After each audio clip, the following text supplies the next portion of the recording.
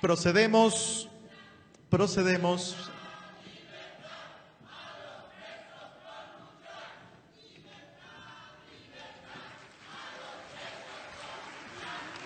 Bien, procedemos a la conferencia inaugural de este Congreso. Me permito presentar a quien va a moderar esta conferencia.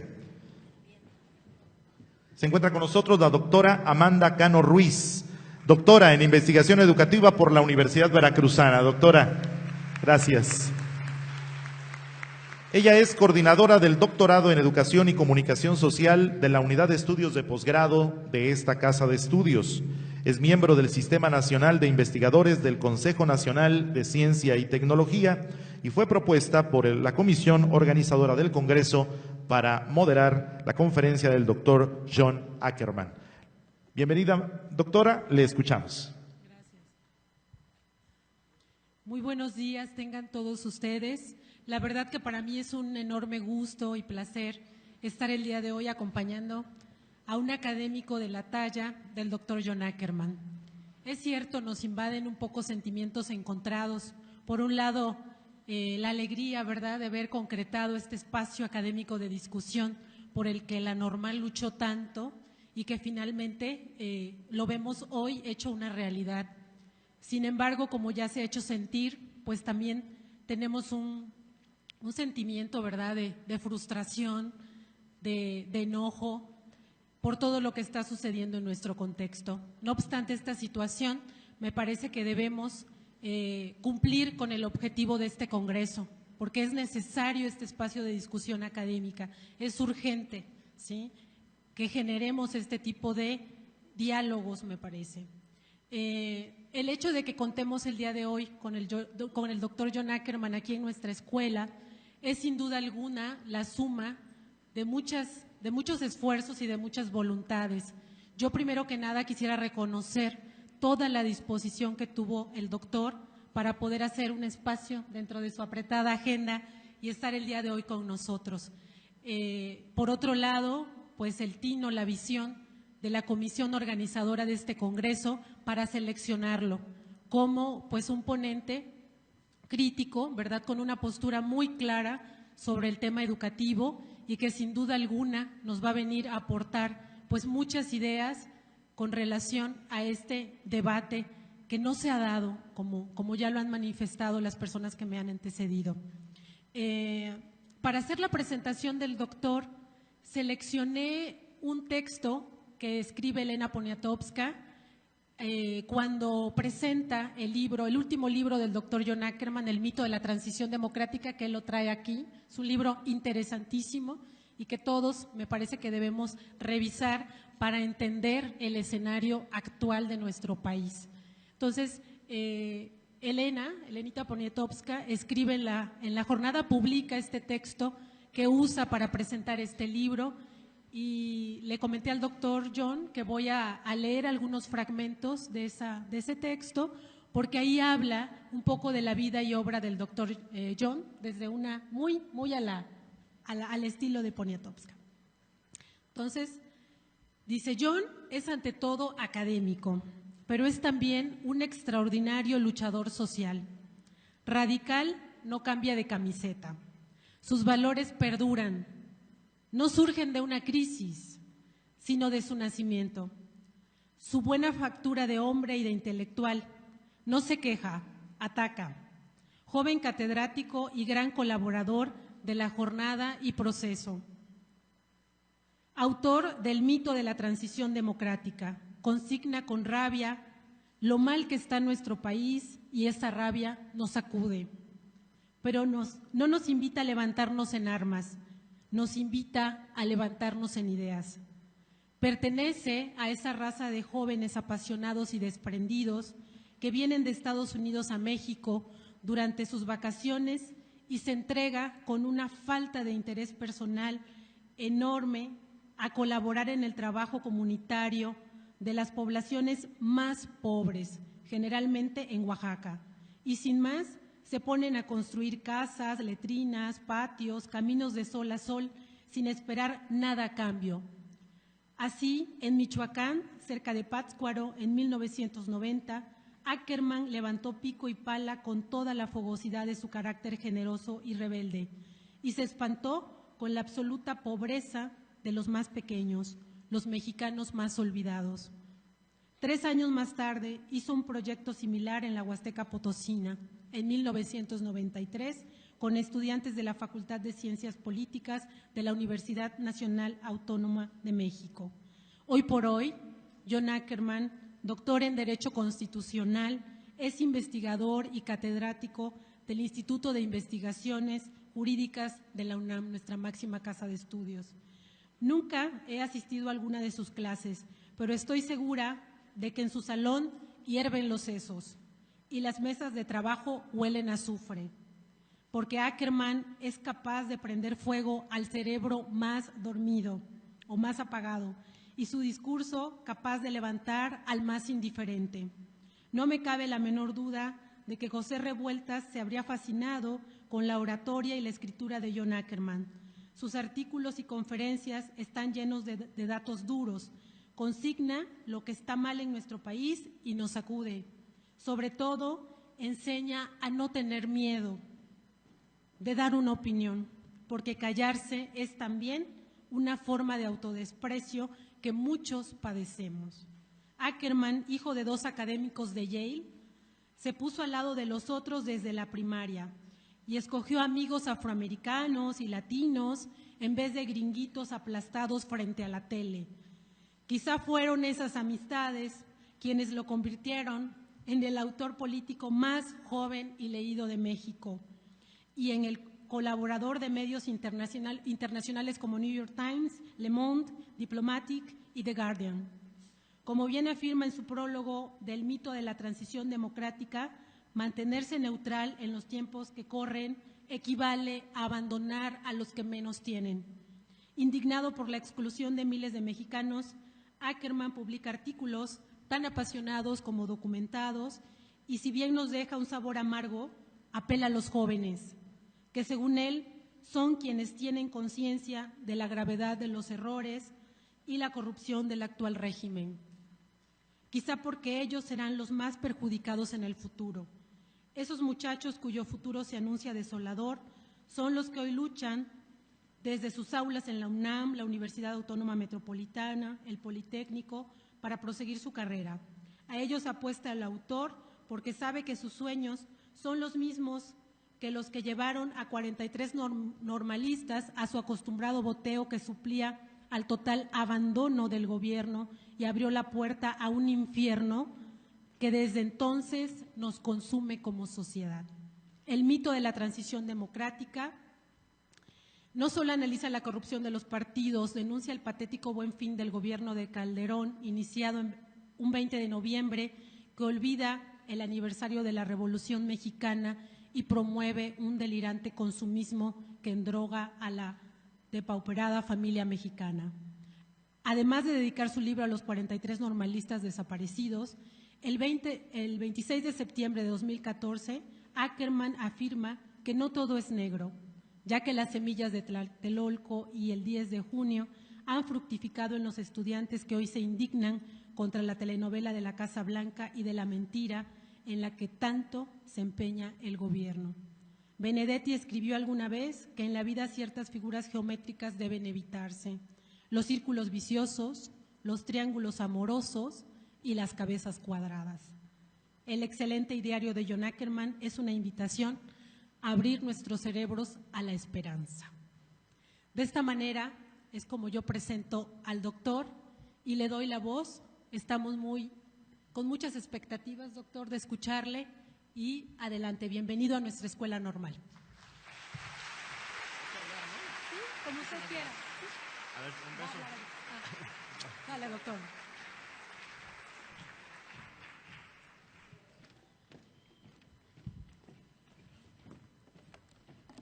Sí, está bien esto. Buenos días. Acomodar aquí.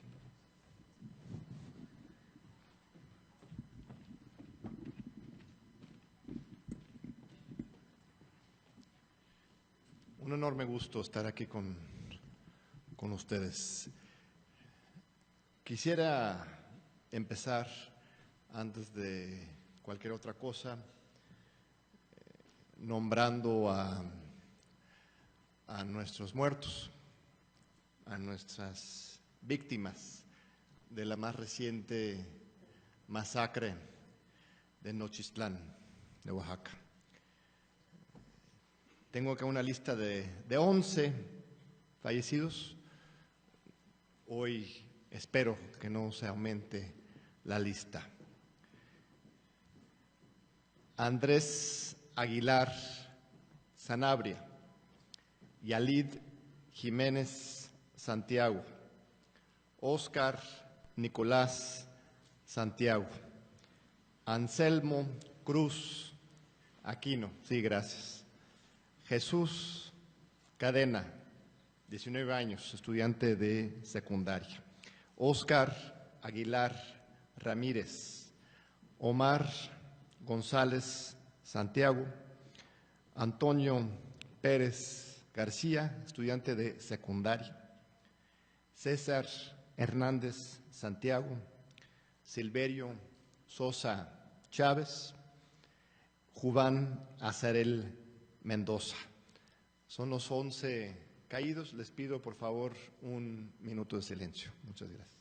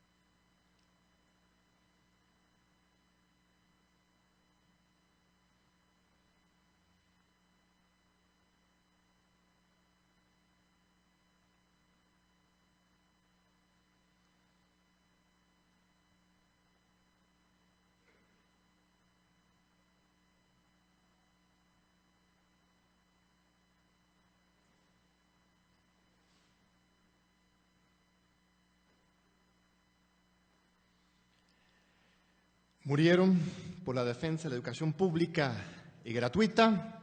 Su sangre será vengada.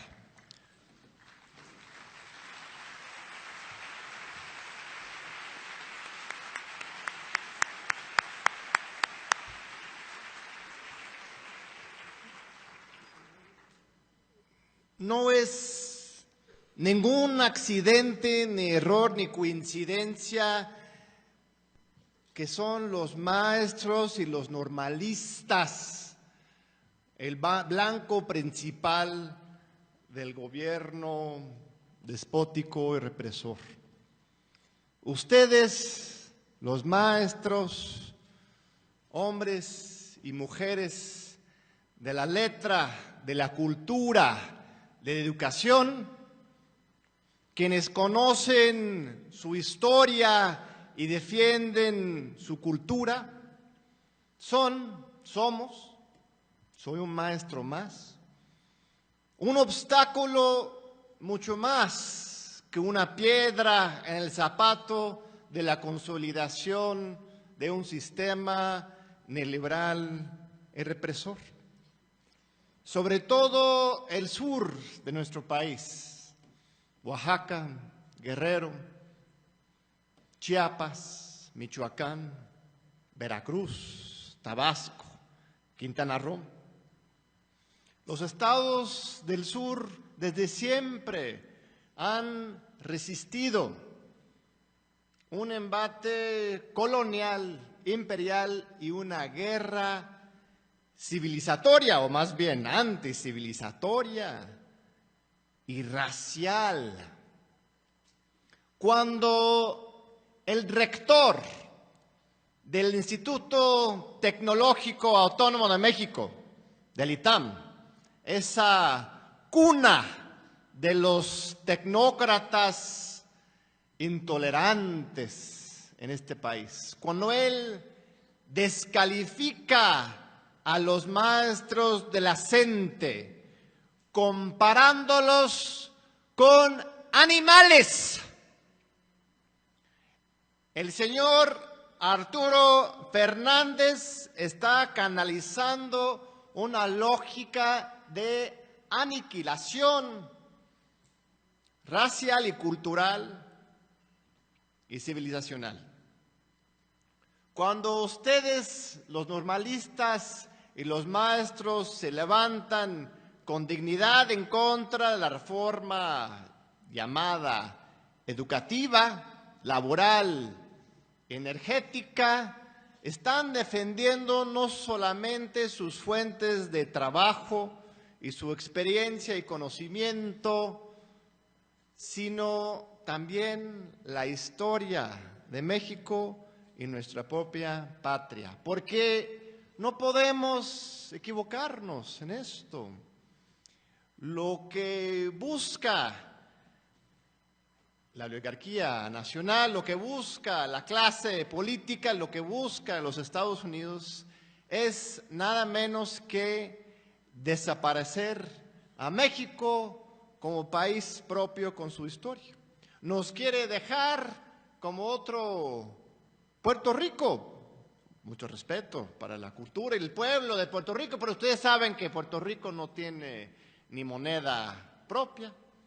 Puerto Rico es una colonia que ni siquiera lo reconocen como Estado de la Unión Americana, porque como son latinos y morenos, no se les incorpora dentro del Estado y los deja en una situación totalmente colonial. Esto es el objetivo para México. Cuando Bill Richardson, ex gobernador del estado de Nuevo México, ex secretario de Comercio de Bill Clinton, ahora consultor transnacional de petroleras, el autor del primer artículo de varios que salieron luego en la revista Time, en que celebraban a Enrique Peña Nieto como el Salvador de México. Bill Richardson, cuando vino a México hace unos años, y lo citamos aquí en el libro, dice que con Enrique Peña Nieto México está muy sexy. Así dijo. Así dijo. ¡Qué sexy se ve México hoy! Vengo a tomar todo. Esto es su lógica de servicio. ¿Por qué empieza Enrique Peña Nieto y el Pacto por México con la reforma educativa? Había prometido otra cosa. En abril, mayo de 2012, cuando estaba en campaña, Luis Videgaray y Peña, pero sobre todo Videgaray era su embajador con Wall Street, con los financieros de los Estados Unidos. Luis Videgaray da una entrevista muy importante en el Wall Street Journal, que es el periódico financiero más importante en los Estados Unidos, sino en el mundo. Y le preguntaban a Luis Videgaray cuáles iban a ser las primeras reformas que implementaban a partir de tomar el poder Enrique Peña Nieto. Luis Videgaray dijo, sin perder un segundo, la reforma energética y la reforma fiscal. Aumentar el IVA y privatizar el petróleo.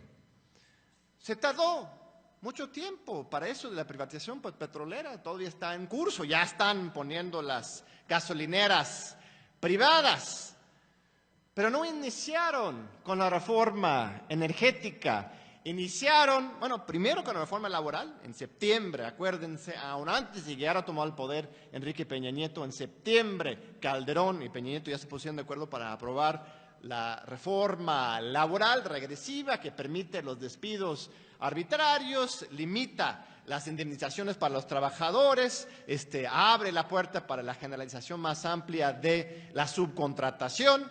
Esto es en septiembre de 2012, pero ya con el Pacto por México inician con la reforma educativa. ¿Y por qué? Porque saben y tienen absolutamente claro estos señores que por muchas elecciones que pueden comprar, por muchos medios de comunicación que pueden manipular, por muchos policías que mandan a las calles para intimidar a los jóvenes y a pues toda la población mexicana, no han logrado tener una legitimidad, una verdadera control de las conciencias. Y esto fue el éxito del movimiento Yo Soy 132. Si bien llegó Peña Nieto, el levantamiento de los jóvenes del país en contra de Peña Nieto cerraron su mal lograda victoria a unos cuantos puntos porcentuales. Las encuestas todas demuestran que los mexicanos somos los que más desconfiamos en nuestras instituciones y somos insatisfechos en la democracia en toda América Latina. Hay una encuesta, podemos citar varios, pero uno clásica, que se llama el Latino Barómetro, que demuestra que en México solamente, bueno, hasta a mí me parece mucho, ¿verdad? 19% de la población dice que están satisfechos con el funcionamiento de la democracia, el sistema político en su país. ¿Alguien aquí está satisfecha con la democracia mexicana? No, nadie. Ni un infiltrado por ahí que me pueden... Un agente de Segov que defienda a su jefe. No, bueno. Nadie, ni uno. Digo, 19% está inflada las cifras como todas las encuestas en este país, ¿verdad? Pero resulta que esto es el número más bajo en toda América Latina. Cualquier otro país, Ecuador, Venezuela, Brasil, Chile, el que quieras, tienen cifras mucho más altas. La gente siente que las elecciones y la política algo pasa ahí, hay un movimiento, si no democrático, por lo menos una competencia electoral auténtica. Pues en México nuestra cifra es la más baja de toda América Latina. Y ahora, pregúntale a un politólogo muy trajeadito, con corbata, bueno, uno así muy tradicional, o como José Woldenberg, por ejemplo, es un gran caso, ex consejero del IFE, que supuestamente fue el héroe de la democracia, pero más bien pues nunca lo fue. Él es un politólogo muy tradicional, o alguien internacional como Samuel Huntington, estos politólogos muy conservadores, legalistas, formalistas.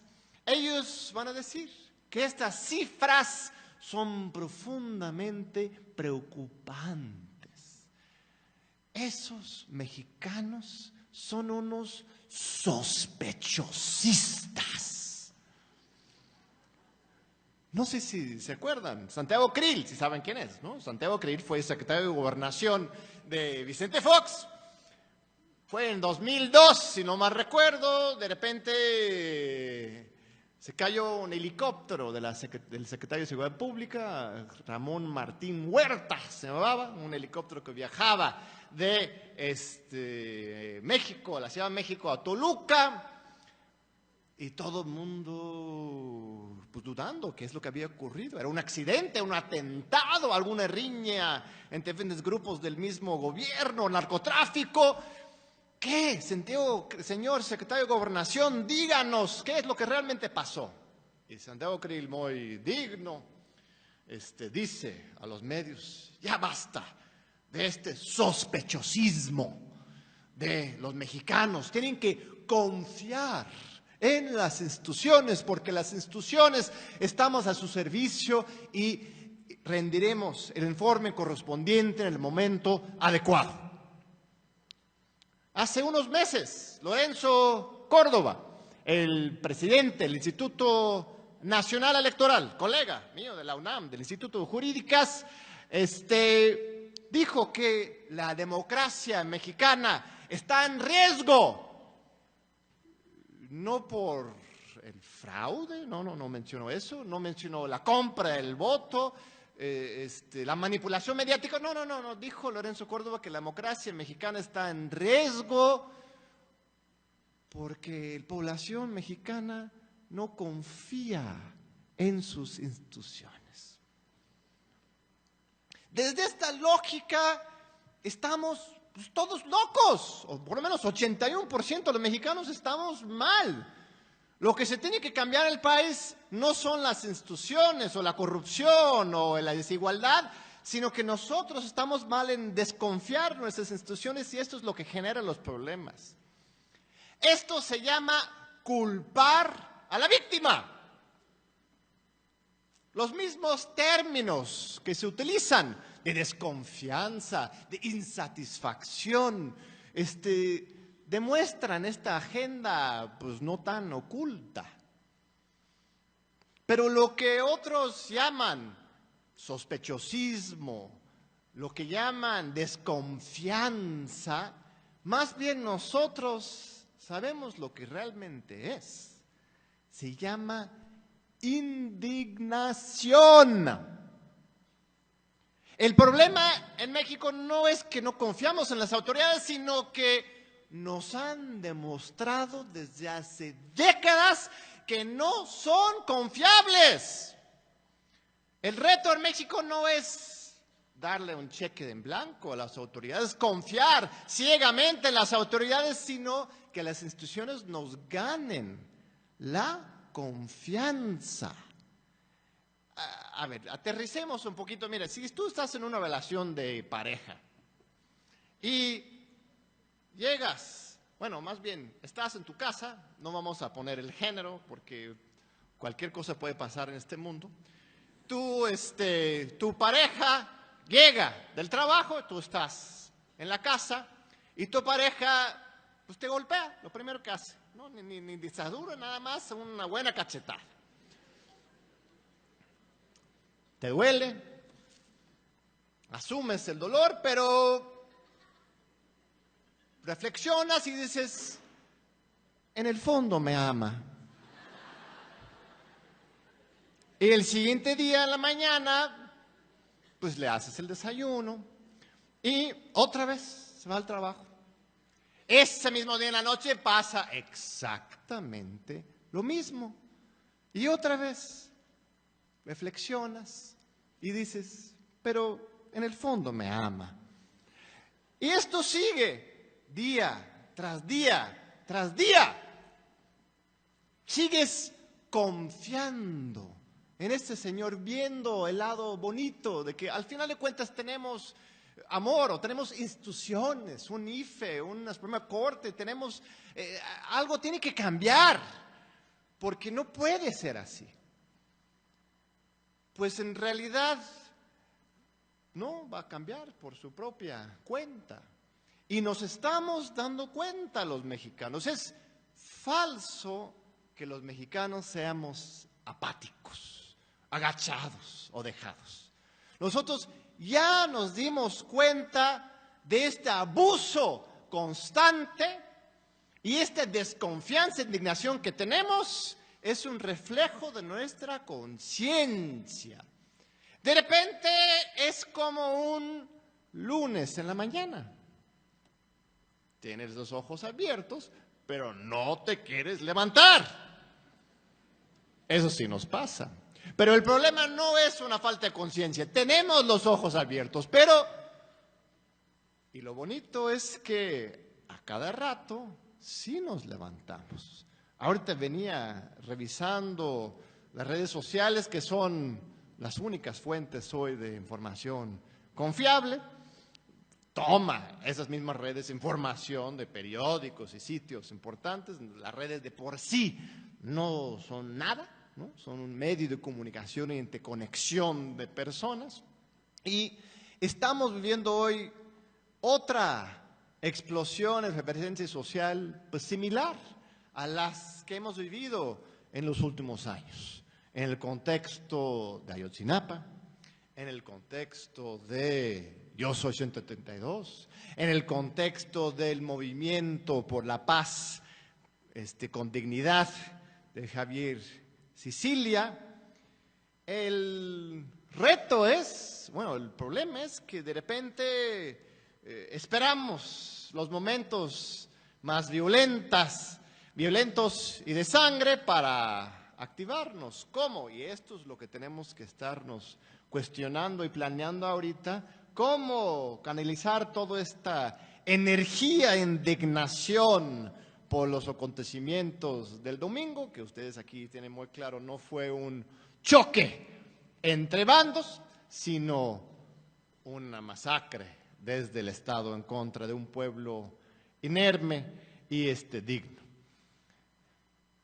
¿Cómo generar este movimiento? Bueno, antes de regresar a ese punto, regresemos también al punto anterior, porque estábamos hablando de la reforma educativa. ¿Por qué inicia este gobierno y el Pacto por México con la reforma educativa? Inicia por todo esto que estamos diciendo, porque los mexicanos no somos apáticos, estamos conscientes, nos damos cuenta de las cosas. Nunca antes, quizás en la historia de México, hemos repudiado tanto a nuestro presidente. ¿O alguien aquí si quiere a Peña?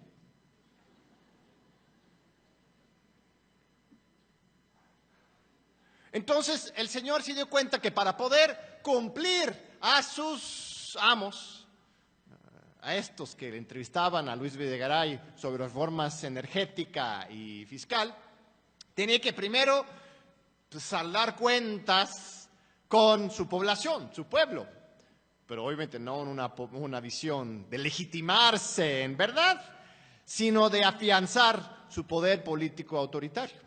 De ahí viene el Pacto por México mismo. Ustedes seguro ya lo tienen claro, pero es importante darnos cuenta que el Pacto por México, más allá del contenido, que es un pacto contra México, en la mera forma, lo que es el Pacto por México, lo que implica es la cancelación del poder legislativo, que había sido el único brazo, poder del Estado que había demostrado cierta independencia y movilización. Entonces, cancelan el poder legislativo y todas las negociaciones pasan atrás de puertas cerradas, cuando antes, durante los sexenios de Fox y Calderón, no por ellos, sino a pesar de ellos, se había convertido en un espacio de debate, de discusión, incluso de tomas de tribunas, de interpelaciones, algo muy dinámico. Eso lo tenían que acabar por un lado, institucionalmente, y por otro lado, tenían que cortar de raíz la fuente de la conciencia del pueblo mexicano. Y eso se llama el sistema de educación pública, y en particular las escuelas rurales de primaria del sur, llámese CENTE.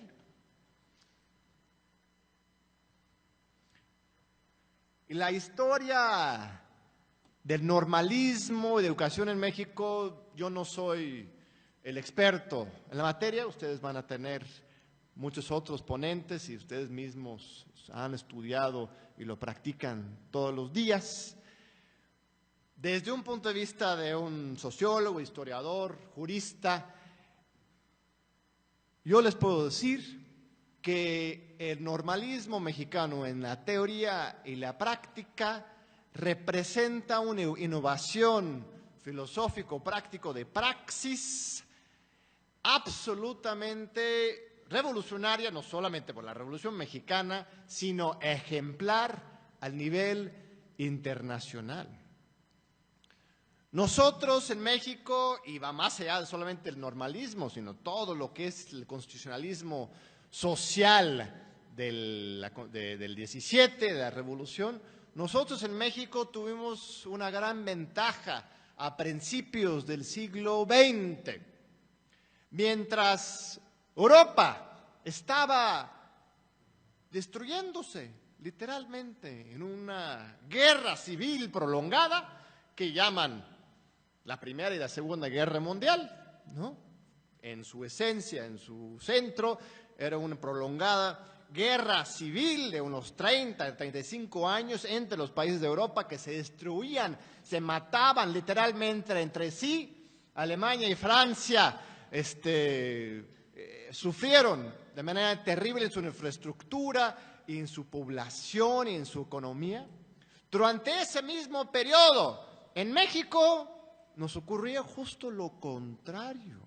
Íbamos saliendo de una guerra civil, revolucionaria, sangrienta, que duró 7, 8 años. Después vendría la guerra cristera, no se pacificó inmediatamente después, pero sí, a partir de 17 y hasta 40, 46 todavía, tenemos un periodo de gloria en nuestra historia en que logramos construir instituciones y un Estado moderno comprometido con el desarrollo social y con su pueblo como quizás ningún otro Estado en el mundo entero.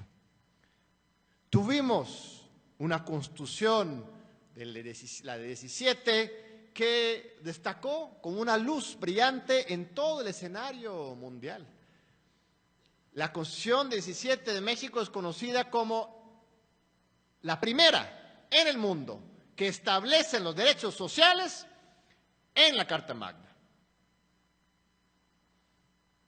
Después, con Calles, que tenía muchos problemas, pero establece y fortalece el sistema de los normales a nivel nacional, y finalmente con Lázaro Cárdenas, que con un enorme compromiso a la educación rural y al nacionalismo económico, a la organización popular, consolida un modelo del maestro rural y de un sistema de educación pública y de normalismo verdaderamente ejemplar, que toma lo mejor de las tradiciones francesas y continentales, pero construye encima de y inmiscuido con y a partir de las tradiciones indígenas y populares y comunitarias del pueblo mexicano.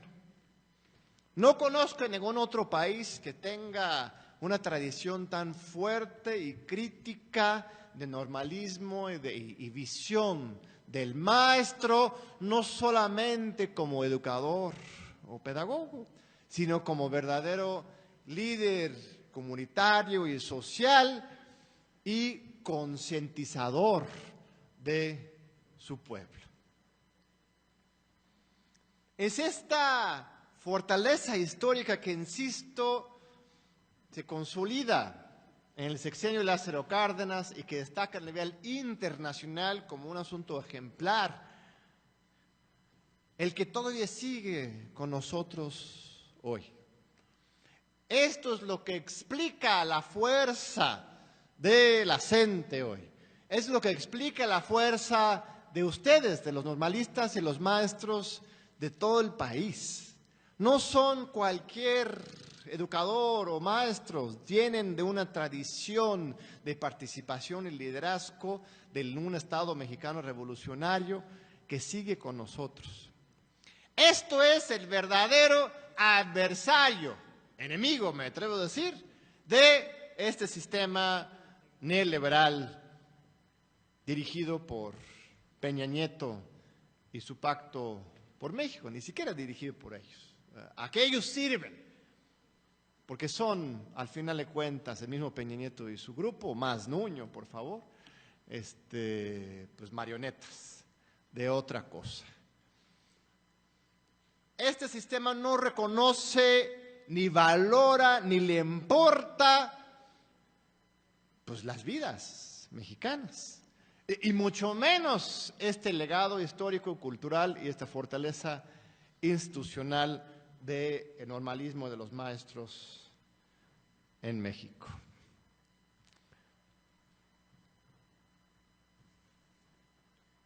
Un paréntesis nada más sobre nuestra Constitución de 17, ahora que estamos en el tema. El próximo año ustedes saben que vamos a celebrar 100 años de la Constitución de 1917. Muchos hablan de la necesidad de hacer una nueva Constitución, de hacer un reacomodo de términos de la Constitución que tenemos.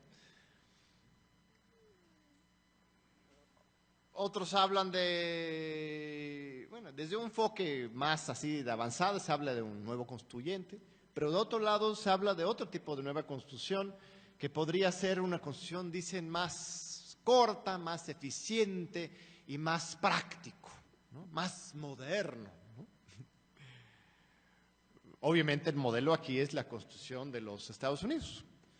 La Constitución de los Estados Unidos es muy cortita, no la han visto, los artículos son como tweets, ¿no? Pues sí, así. No como la nuestra, que nos quieren hacer sentir mal, de que sería muy pesada, muy larga, muy reglamentaria. Tenemos que modernizar nuestra Constitución y que sea cumplible. No estos poemas utópicos, sino algo más práctico que sirva más directamente al capital, al final de cuentas, como el de los Estados Unidos. Pero no es una nostalgia ni una idealización de nuestro texto constitucional. Hay que hacer cambios, hay muchos problemas, hay que revocar la reforma educativa y la petrolera, desde luego, pero también tenemos que reconocer lo que tenemos, porque esto ha sido uno de los pasos más importantes de esta guerra ideológica y anticivilizatoria, hacernos sentir mal, hacernos sentir nosotros los culpables de nuestra desgracia, unos agachados, unos atrasados, unos corruptos. Agustín Basabe, el ahora renunciado presidente del PRD, escribió un libro hace unos años en que hablaba de que nuestra corrupción viene desde los aztecas, ¿no? Tenemos esta cultura de obedecer sin cumplir, en fin. Es lo que hace Televisa todos los días, minar nuestra seguridad, ¿no? Ponen tipos raciales, ponen visiones que la única intención es hacernos sentir mal. Entonces, sí hay que valorar lo que tenemos, no una nostalgia estéril, sino en una recuperación histórica que nos inspire para el futuro. Cualquier pueblo que haya logrado conquistar su futuro ha sido a partir de una valoración de su pasado. Ni los franceses, ni los estadounidenses, ni los griegos, ni ningún país que haya tenido éxito económico, político, cultural en el mundo lo haya hecho a partir de una desvalorización de su historia, un desprestigio de lo que son. Siempre es a partir de un orgullo. Y lo bonito es que nuestro nacionalismo, nuestra historia es muy abierta, no es un nacionalismo cerrado, es un nacionalismo pluricultural y cosmopolita. Entonces, leemos nuestra Constitución. ¿Alguien aquí tiene una Constitución? ¿Sí? A ver, bueno, no hay micrófonos por ahí, pero es que hay unas frases muy bonitas. Si puedes, ¿me ayudarías con la lectura de una frasecita? Ahí atrás está una señora con una Constitución en la mano. El artículo 123, ¿sí lo tienes ahí, de veras, la Constitución, señora? ¿O no? No, ya le dio frío. Ah, bueno. El artículo 123 de la Constitución, todos saben lo que dice la primera frase de ese artículo.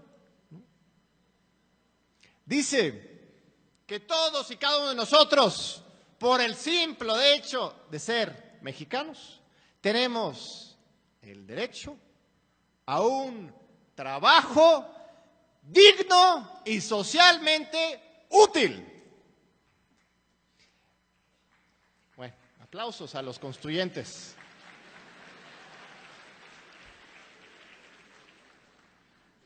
Hay un problema con los abogados. Se indignan mucho cuando se violan los derechos procesales. Bueno, a veces, algunos abogados, ¿verdad? No todos. Algunos abogados liberales dicen, no, el debido proceso, hay que respetar los derechos del acusado, presunción de inocencia, está bien. Pero luego esos mismos abogados supuestamente muy liberales y de avanzado, se frenan cuando hay violaciones mucho más graves y profundas a otros derechos igual de importantes como el derecho al trabajo. Así como tienes la presunción de inocencia, el derecho a una defensa jurídica, también tenemos todos y cada uno de nosotros el derecho a un trabajo, y no cualquier trabajo, un trabajo digno y socialmente útil. ¿Ustedes conocen a alguien desempleado? ¿Sí? ¿Uno que otro? Alguien que tenga un trabajo pero que trabaja 80 horas a la semana y le pagan un cacahuate. ¿Eso ocurre en este país? No, sí. Bueno.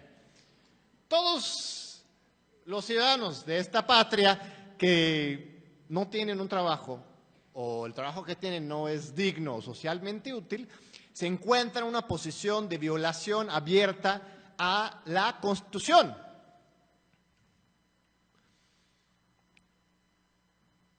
El artículo 27, la primera frase también, léanla por favor. Deriva la propiedad privada de la propiedad originaria sobre todas las tierras y aguas de la nación. Es decir, toda la propiedad sobre las tierras y aguas del país son originariamente pertenecientes a la nación, lo cual puede ser convertido en propiedad privada por acción, se sobreentiende, del Estado y de la misma nación. John Locke, el gran teórico liberal, ya ha sido varias vueltas en su tumba, Nuestra Constitución, en el artículo 27, no le da a los ciudadanos, a los empresarios, a los capitalistas el derecho a la propiedad privada. La propiedad privada es un resultado de un acto colectivo. ¿Por qué creen que el Pacto por México plantea en primer lugar las reformas constitucionales? Porque la Constitución para ellos es un obstáculo. En otros países es cuando gana la izquierda, que se tiene que ser grandes nuevos constituyentes, en Venezuela, en Ecuador, en Bolivia, se han hecho Brasil, grandes constituciones nuevas. Aquí es la derecha la que al llegar tiene que estar haciendo este reformismo constitucional. Imagínate que llegara un gobierno de izquierda a este país, o en Veracruz. Aquí está nuestro amigo Cuitláhuac. Damos un aplauso, por favor.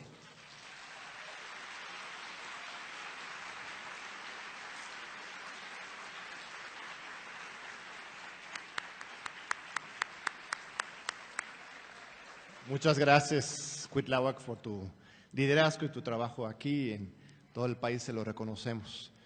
Imagínate que con este marco constitucional y legal que tenemos en el país, que llegáramos a tomar las instituciones públicas, los ciudadanos de buena fe y de izquierda. Habría que hacer algunas reformas, revocando, insisto, estas formas retrógradas, y hay otras partes de la Constitución que se han reformado en un sentido regresivo y neoliberal, pero tenemos ya unas armas increíbles para hacer valer la esperanza todavía de Emiliano Zapata y Pancho Villa. Fueron excluidos Zapata y Villa, ustedes saben, del Congreso Constituyente de Querétaro. Venustiano Carranza, ¿qué será? El Mancera de aquel tiempo, excluyó, así como ustedes saben que tenemos una asamblea constituyente ahora en la Ciudad de México, se hicieron unas elecciones, solamente se votaron 60, 40 son comodines.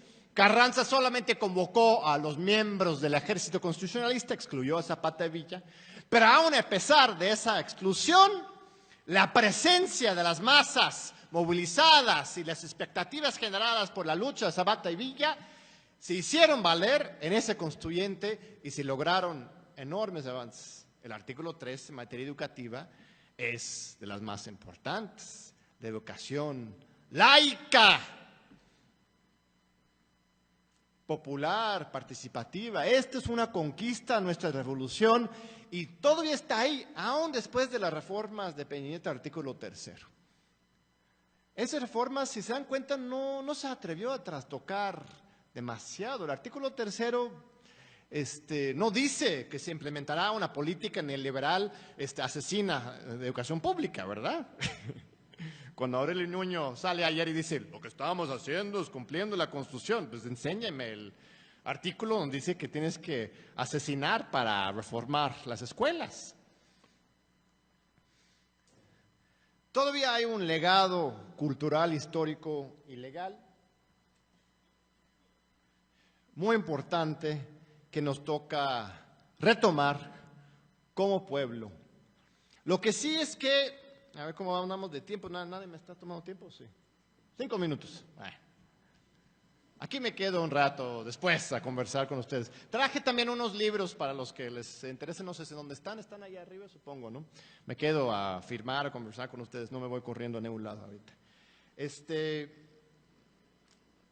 realmente un gusto, un honor estar aquí, sobre todo en estos tiempos, porque son ustedes los maestros los que nos están dando patria y de veras me conmueve mucho estar aquí con ustedes.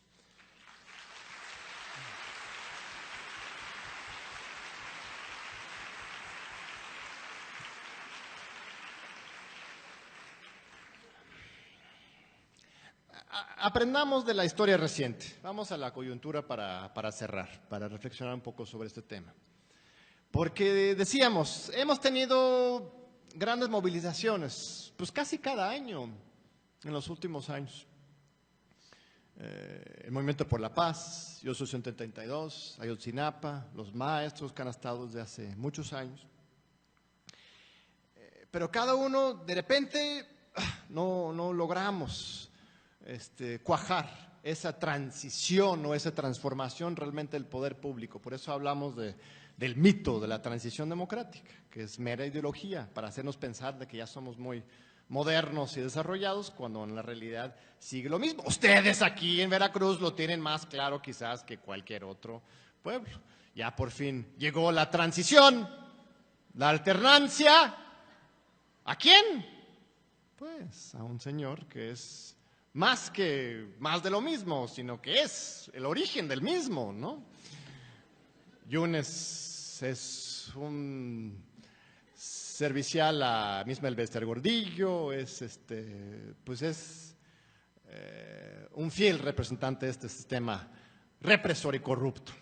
Y aquí pues, les queda claro que la alternancia no es democracia. De hecho, si se dan cuenta, en México siempre hemos tenido elecciones. Porfirio Díaz también se impuso en 8 elecciones. Por eso Francisco de Madero se levanta diciendo sufragio efectivo, no reelección, no porque no había elecciones, sino porque había elecciones fraudulentas y reelecciones. Siempre hemos tenido elecciones. Por eso digo, la conciencia, la cultura política de los mexicanos es más elevada que en otras partes. Nosotros ya sabemos que una mera celebración electoral no significa nada. Díselo a los españoles, ellos sí reconocen que una elección es un momento histórico. Tuvieron un dictador en el poder por casi 40 años, un solo persona, el general Franco. Nosotros siempre en estas elecciones ya sabemos este cuento. Nosotros queremos más que solamente el ritual electoral. Y hemos tenido estas explosiones sociales casi cada año. Y ahorita estamos entrando en otra. ¿Cómo aprender de las experiencias pasadas para ahora sí, no solamente con esto de Oaxaca, pero en general, avanzar como sociedad? Por un lado tenemos que conocer las estrategias del Estado autoritario. ¿Cuáles son las estrategias que usan? Uno es la represión, esa la conocemos bien. Segundo es la cooptación. Ya varios líderes de Yo Soy 132 tienen programa de televisión en Televisa. Una expresidente del PRD es secretaria, primero era de Desarrollo Social, ahora es de la SEDATU. La cooptación es algo también muy sistemática. Y la otra, que quizás es al final de cuentas la más efectiva, es la división. Y sobre todo la división entre las fuerzas políticas y las fuerzas sociales. Y esto es, la mitad de este libro es sobre este tema. ¿Por qué nos han derrotado? Dicen que la izquierda no sabe aceptar sus derrotas, al contrario. Nosotros somos los que una y otra vez aceptamos, al final de cuentas, si bien señalamos el fraude, aceptamos la derrota porque siempre nos derrotan, ¿no? Son ellos los que no aceptan la derrota, simplemente se niegan a soltar el hueso. Eso se llama no aceptar la derrota. Pues, ¿pero por qué nos han derrotado? No definitivamente, sino temporalmente. Mi tesis es por nuestras propias divisiones entre la vía de la lucha social, ahora llamada ciudadana, y la vía político y electoral, simbolizados en estos últimos 30 años por ejemplo, el Ejército Zapatista de Liberación Nacional y el PRD. El PRD ahora un cascarón vacío, corrupto, totalmente corrompido. LZ también diferente, pero marginado y aislado. ¿Cómo aprendemos de estas sistemáticas divisiones? Y lo vimos ahora también con lo de Ayotzinapa. Los padres de familia, los estudiantes de Ayotzinapa lograron aglutinar una gran movilización amplia y plural, pero terminaron encerradas en reunión tras reunión con Miguel Ángel Osorio Chong y Peña Nieto. Hoy los maestros de la CENTE van con Osorio Chong. Está bien que hayan reuniones y pactos, pero tenemos que tener mucho cuidado porque desde el poder siempre están buscando dividir, reprimir y cooptar. Lo que tenemos que hacer, yo digo, ustedes me criticarán, ahorita me están diciendo, preguntas, por favor, ya me alargué mucho. Pero lo que argumento en el libro más a fondo, léanlo, lo debatimos, lo discutimos, escríbeme algún correo electrónico o en las redes sociales intercambiamos. Mi tesis es que en 2018 tenemos una gran oportunidad y no es por un solo hombre, que es el observador, que todos mis respetos y admiración para él, y tampoco es por un partido que es Morena, que también es nueva y no es una institución o una persona, sino es la historia y es nuestro país. En cualquier sistema autoritario, el momento de sucesión es el momento clave. Cuando el rey se muere, ¿cuáles de los príncipes van a ocupar el poder? Hay un vacío de poder. Y así va a ocurrir en 2018, porque por mucho que quisiera quedarse Peña Nieto, bueno, yo creo que ni él quiere quedarse, ya quisiera hacer sus maletas mañana. Ya está harto de la chamba, no pensaba que iba a ser tan pesada la chamba de servir al amo del capital. Tenemos una enorme oportunidad en estos 2 años para generar un movimiento realmente muy amplio que ya existe en los hechos, en que caminemos juntos por la vía electoral y también por la vía social, porque ya basta de simplemente apostarle a las instituciones, protestar y conseguir concesiones del Estado. Ya no podemos estar presionando a los mismos asesinos que investiguen a sí mismos. No podemos estar exigiendo, esperar tener éxito, que los que desaparecieron, los 43 estudiantes, de repente los van a encontrar, como Paulette, ¿no? Ustedes saben el caso de Paulette. Esto no va a ocurrir. La única forma de tener justicia en este país es si tomamos las instituciones públicas y el gobierno y lo ponemos al servicio del pueblo y de la sociedad mexicana.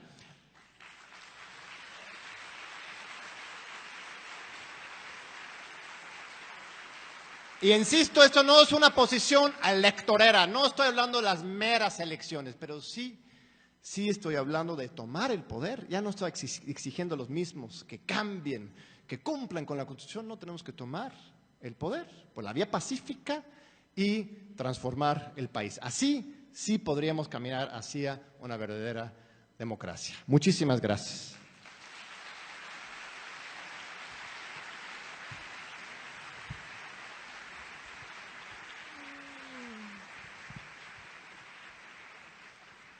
Muchas gracias, doctor John Ackerman, por esta interesantísima conferencia que nos ha brindado.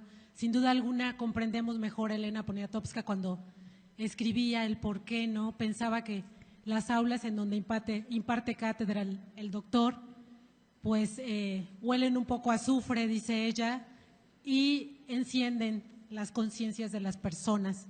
Nos ha llevado por una revisión, me parece que amplia, de la reforma educativa, visualizándola como un movimiento que no viene de manera aislada, ¿no? Sino como un gran bloque de reformas impulsadas desde el gobierno federal, pero a su vez presionadas también por organismos internacionales y que han generado pues toda una serie de aspectos en nuestro país. Vamos a pasar, todavía nos quedan unos minutos, son pocos porque en realidad llevamos ya cierto nivel de retraso en la organización de este congreso. Vamos a dar oportunidad a escuchar solamente a 5 personas del auditorio que expresen alguna duda, pregunta o comentario al doctor Ackerman. Estas intervenciones yo les pediría encarecidamente que no rebasen más allá de 1 minuto y si no, pues me veré en la penosa necesidad de intervenir un poco en pro de no ir postergando más las actividades del Congreso. Entonces, invitaría a la audiencia que quiera expresar algún comentario a que levante la mano. Por ahí ya en los pasillos andan circulando 2 micrófonos. ¿Tenemos una intervención? ¿Ya? ¿Ya se puede? Adelante. Buenos días. Felicidades, doctor. Soy su seguidor en Twitter. Lo leo cada vez que publica usted. Una publicación sí y otra también lo leo. Gracias. Felicidades. Bienvenido a Jalapa. Mi pregunta es, agotada la vía electoral, ¿qué sigue? Así de abierta mi pregunta. Digo, por los fraudes. Gracias. Sí. Sí, por favor. Vamos a escuchar a las 5 personas que quieran intervenir y al final el doctor contestará a las 5. Adelante. Buenos días. Buenos Yo días. vengo del estado de Oaxaca. Gracias. Creo que estos espacios nos enaltecen a todos. Sabemos que la lucha debe de hacerse en todos los sentidos. Sabemos que no solamente tenemos que gritar, sino que también actuar con responsabilidad sobre la patria que queremos, decía el conferencista. Una pregunta. Quiero aprovechar también para contextualizar esta pregunta y saber la tendencia de represión y la magnitud de esta profundidad represión que estamos viviendo en el estado de Oaxaca. La política inmersa que está legitimando esta reforma educativa, que así lo reza en la ley, es que el maestro que no se encuentre en las aulas más de 3 días será suspendido. La pregunta que siempre nos hacemos nosotros en Oaxaca, ¿qué es lo que está pasando en este momento cuando el gobierno no atenta de manera directa con esta enunciación? Porque en algunos casos siguen pagando al magisterio. Sin embargo, la primera represión que se vive en Oaxaca es que empezaron a suspender salarios y precisamente en el nivel de educación preescolar, vean ustedes qué es lo que esconde esta concepción. Nosotros no hallábamos cuál era la explicación del por qué primero en el nivel preescolar. Intuimos que es por una equivocada y errada percepción de lo que es la educación, que el gobierno tenía elementos para cubrir el nivel de preescolar, que cualquiera puede hacer ese trabajo en el nivel preescolar. En la segunda quincena empiezan a suspender salarios al nivel de primarios. Hasta ahí hemos estado percibiendo, pero al mismo tiempo empezaron a girar notificaciones por escrito a determinados maestros. Las notificaciones las dejaban con un vecino incluso, o con un familiar cercano, y nunca de manera directa. Esa es otra manera en que estuvimos viviendo los primeros momentos.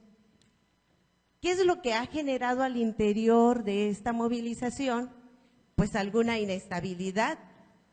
En algunos es muy normal la incertidumbre de qué voy a hacer, sigo, no sigo, qué cosa es lo que podríamos tener como claridad, pues.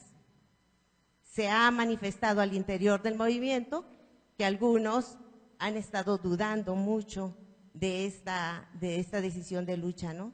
Entonces, la pregunta concretamente, doctor, va en razón a qué cosas se esconden con estas decisiones. Después de las notificaciones viene la fuerza pública. Es impresionante las escenas que se vivieron en Oaxaca, de las decenas y cientos de camiones cargados de soldados. Entonces, son escenarios que pesan en la vida social, no solamente en la vida que está sintiendo y viviendo en experiencia el magisterio, sino que el pueblo en general. Quiero saber eso y bueno, cerrar con ¿por qué gana el PRI en el estado de Oaxaca? Si nosotros preguntamos a todos, en confianza, ¿por quién votasen? Pues votaron por cualquiera, menos por el PRI. ¿Cuáles son estas tramas políticas de las que nosotros tenemos que poner de relieve para entender el camino que debe de seguir la lucha que tenemos que defender? Gracias.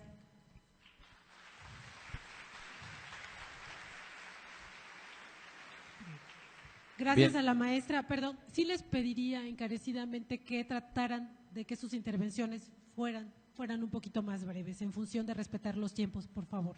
Adelante, maestro. Sí, bueno, dos preguntas. Bueno, primero me presento, soy Lev Moujahid Velázquez, de Michoacán. Y bueno, tengo dos preguntas. Una, ¿cómo interpretas? Una es, ¿cómo interpretas esta alternancia o esta transición partidista en algunos estados del país, particularmente, bueno, aquí en Veracruz, que a pesar del descontento no se fue hacia la izquierda progresista, sino hacia un partido u otros partidos que tienen esencialmente el mismo proyecto del priismo? Y la otra, aunque muchos lo hemos dicho desde la indignación, desde la rabia, etcétera, me gustaría preguntarte que nos dijeras desde tu perspectiva si estamos ya en un estado fascista. Gracias, maestro. Quedan dos participaciones. Allá atrás, por favor, un micrófono.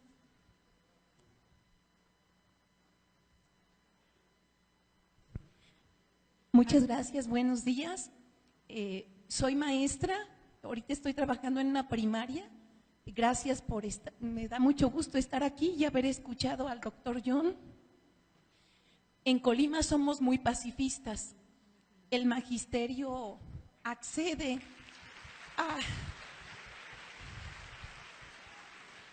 a lo que se proponen y pues le entra. Yo egresé en el 93, supimos muy claramente que era para dividir al magisterio, pero en Colima pues fue aceptado y pues yo también, o sea, así nos arrastra la ola, pero entonces hemos estado reaccionando pacíficamente y para poder cambiar pues, ¿qué debemos hacer también? O sea, ¿cómo hacer para en este 2018 lograr como, no sé, huelga de hambre, todos ahí no aceptando a quien elijan o de qué manera? Muchas gracias. Gracias, maestra. Tenemos la última participación. Bueno, Adelante. bueno, nosotros venimos de la Escuela Normal del Estado de Querétaro Muy bien. y les Bienvenidos. informamos que les queremos informar que nuestra normal del día de ayer estamos en huelga. Y estamos en huelga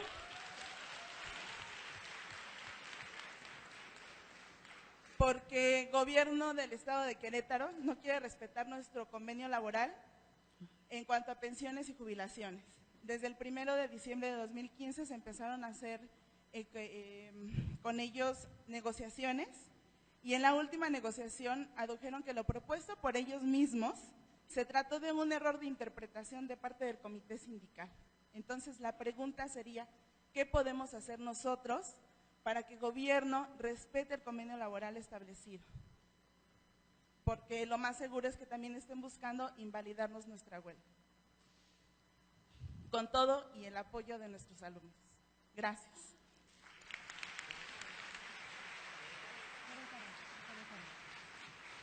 Muchas gracias a los que plantearon sus dudas.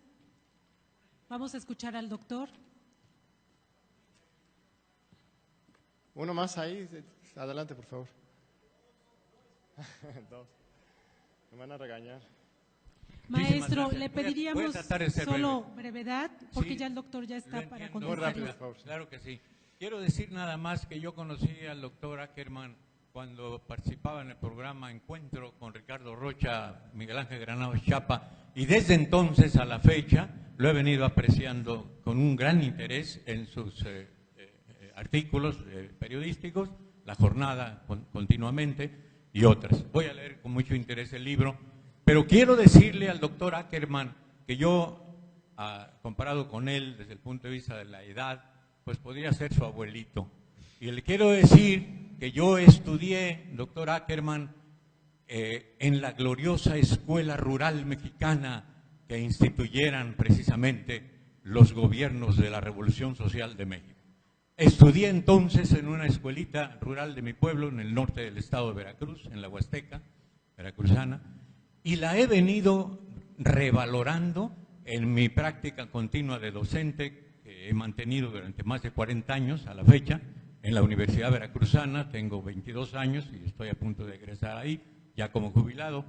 Pero quiero decir que todo lo que ha dicho el doctor Ackerman con gran pasión, con gran emoción, con gran autenticidad intelectual digno y de gran categoría, quiero decirle que con todo ello estoy y he estado siempre absolutamente identificado en mi quehacer docente a lo largo de mis años de docente en las escuelas públicas de México, a las que defiendo porque de ellas vengo. Todo lo que se ha dicho aquí me emociona y aprovecho la oportunidad para poderle hablar a los normalistas de todo el país que han tenido la bondad de asistir a este congreso, para decirles que no tengo respuesta a ninguna de las preguntas que ustedes puedan plantear en este evento. Lo que sí les quiero decir que tengo una experiencia larga de realizar una labor de maestro, recordando el ejemplo de mis maestros de hace muchos años. Aquellos que se forjaron en esta gloriosa escuela normal veracruzana.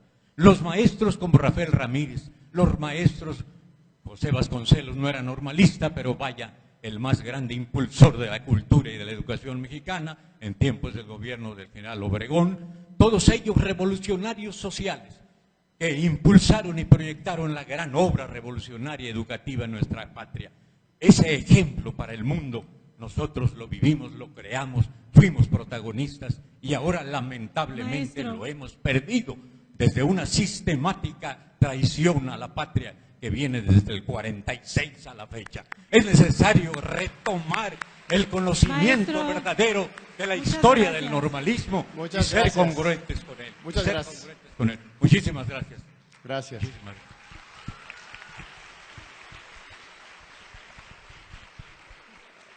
Es muy importante escuchar a todas las generaciones. Los jóvenes tienen quizás la fuerza, la utopía, pero las otras generaciones también tienen el conocimiento de todo lo que es, lo que ha sido y lo que será México. ¿Hay una última o ya? Ya. Ok. Ya, doctor. Contesto a las preguntas. Ya. El primer señor pregunta, ¿agotada la vía electoral? ¿Qué sigue? Pues creo que mi argumento es que no está agotada la vía electoral. Y eso va con las otras preguntas. Sí, se cometen fraudes evidentes aquí en Veracruz, en Oaxaca, a nivel presidencial, 2006, 2012, son fraudes. No es una democracia. México. O sea, nadie está diciendo que tenemos que portarnos bien, ¿no? Y simplemente depositar nuestras boletas en las urnas para que venga un nuevo amanecer, ¿no? Lo que se está hablando es de la lucha social y política en las calles y en las urnas, una lucha que hemos dado al pueblo mexicano desde hace décadas. Rubén Jaramillo, ustedes saben, fue candidato a gobernador en 2 ocasiones, en 56 y 62, si no me equivoco. Entre elección y elección iba a la sierra a dirigir la guerrilla, ¿eh? No estoy sugiriendo eso, pero sí estoy diciendo que hay una posibilidad de síntesis entre la lucha social y la lucha política. No están peleadas. Es realmente absurda esa idea de que, estás con Morena o estás con la lucha social. Pues no, son una y una misma cosa. Este domingo hay una marcha a favor de los maestros convocados por López Obrador y Morena. El viernes pasado a la marcha de la CENTE fueron muchísimos de Morena. O sea, evidentemente esta no es una cuestión, no generemos divisiones falsas entre nosotros. Tenemos que ser, yo creo que la palabra es generoso. O sea, cada quien respetar, ¿no? Igual no todos creen en una o la otra vía, pero todos nos reconocemos que la otra vía es esencial y fundamental y que va en el mismo sentido. Ahora, ¿por qué gana el PRI en Oaxaca o en Veracruz? Porque se cometen fraudes y México no es en democracia. La lucha no es para ganar una elección, la lucha es para construir la democracia en el país y generar un nuevo régimen. Y esa lucha se tiene que hacer por todas las vías.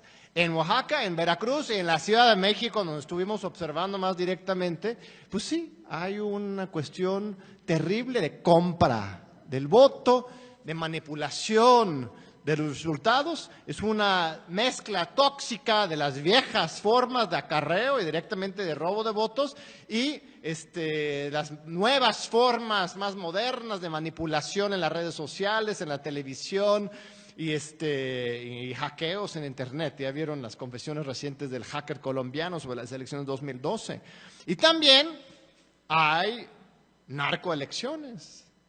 Una gran cantidad de dinero, aquí en Veracruz, lo tienen claro, y en todo el país viene el narcotráfico y viene de la corrupción. Entonces el monstruo es grande, no es fácil derrotarla, pero, insisto, en 2018 tenemos una coyuntura no solamente porque se van a celebrar elecciones, sino porque el mismo sistema, y lo ves ahorita mismo, se está generando unas inestabilidades internas. O sea, ahorita es una lucha entre Nuño, Beltrones, Osorio Chong, Margarita Zavala, ¿quién es el muchacho presidente del PAN? ¿Cómo se llama? Ricardo Anaya. Anaya, gracias. Todos están peleando entre sí, dándose con la cubeta para ver quién va a ser el que encabece la coalición. Ellos sí tienen claro de que el dinero lubrica, ¿no? Eso permite su unión de quién va a ser el que encabece la lucha en contra del observador en 2018. O sea, ya están en su elección interna, ¿no? Entre la mafia de estos partidos y ellos resolverán sus problemas antes de 2018, justo a tiempo para tener un frente común en contra del observador y la izquierda. Nosotros, pues también, desde antes, tenemos que unirnos y generar un frente común, un verdadero bloque histórico en términos gramscianos, que en 2018 no solamente gane la elección, sino cambie el país y la historia.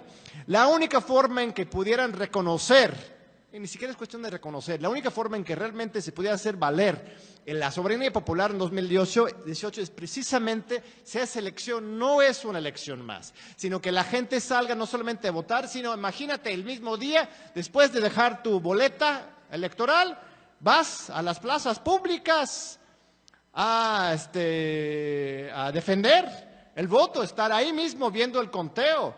Ahora fue una cosa increíble, se les cayó el PREP, se les cayó todo el sistema, es un desaseo y una corrupción total. No podemos confiar en las instituciones, pero no por ella agarremos esa desconfianza y esa podredumbre de las instituciones como pretexto para dejarle todo el poder a los señores más corruptos del país. No, tenemos que pelear en todos los terrenos. Y estoy seguro que si nos juntamos, por supuesto que podemos ganar. No podemos darnos por vencidos desde antes. Si es un Estado fascista o no, mi respuesta directa sería, pues sí, aunque el contexto, el término fascismo nace en un momento y un espacio diferente al actual. Los fascistas europeos, como el sistema hoy, es un asunto represor, autoritario, militarizado, racista. La diferencia fundamental sería más bien que este sistema es mucho más vulnerable, porque los sistemas fascistas clásicamente eran sistemas políticos basados en la movilización. Era una época de política de masas muy grande, era su respuesta al comunismo. El comunismo sacaba a la gente a las calles, ganaba victorias militares muy importantes, el ejército ruso, la revolución rusa, entonces ellos también tenían que demostrar su fuerza en las calles, los fascistas, tanto militarmente como con la sociedad marchando. Aquí, nuestro régimen no es técnicamente fascista, aunque sí lo es en el fondo, porque Enrique Peña Nieto no puede convocar ni a su abuelita el 15 de septiembre al Zócalo capitalino. No es un régimen basado en la movilización. Yo estaría verdaderamente preocupado, sí estoy preocupado, hay un problema serio, pero estaría más preocupado si, por ejemplo, Peña Nieto podría reunir el 15 de septiembre millones de personas gritando, Peña, Peña, Peña, ¿no? Las camisas blancas, negras, el color que quieras, apoyando a su líder. Y sí tenía muchos aliados, pero al final de cuentas los aliados son poquitos. No tenemos un respaldo social para este régimen de corrupción, de represión y de sangre. No hay. Hay una permisividad de algunos sectores, pero no hay una movilización de masas a favor del líder de derecha que está matando a la gente. No.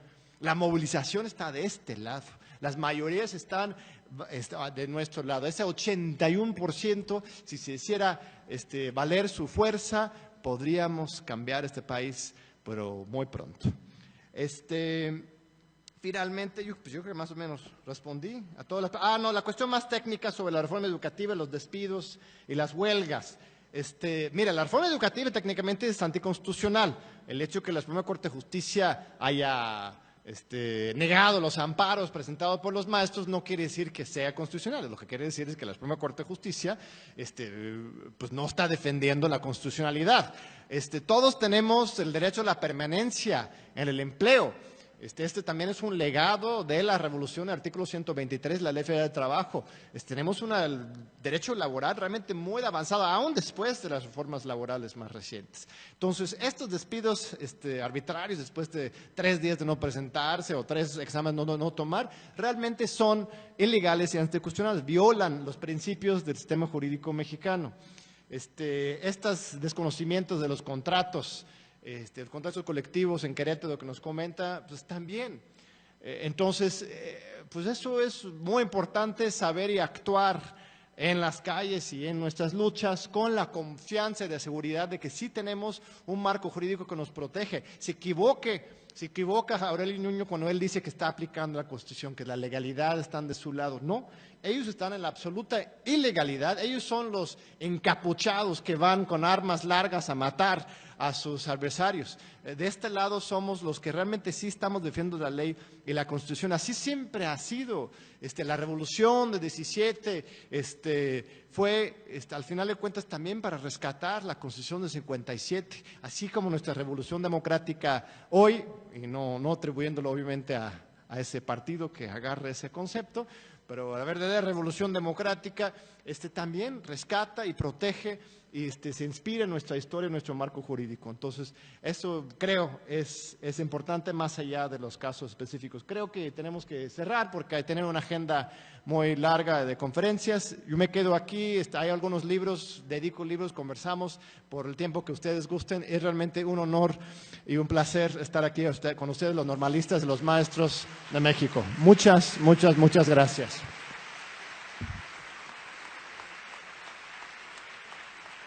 Muchas gracias al doctor John Ackerman por responder con tanta puntualidad a las preguntas que le hicieron el auditorio.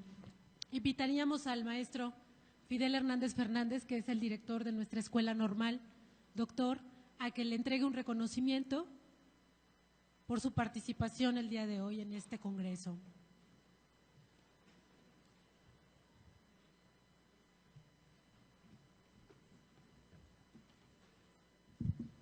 Podría decir muchas cosas, pero un aplauso de ustedes sería más elocuente para el doctor Ackerman.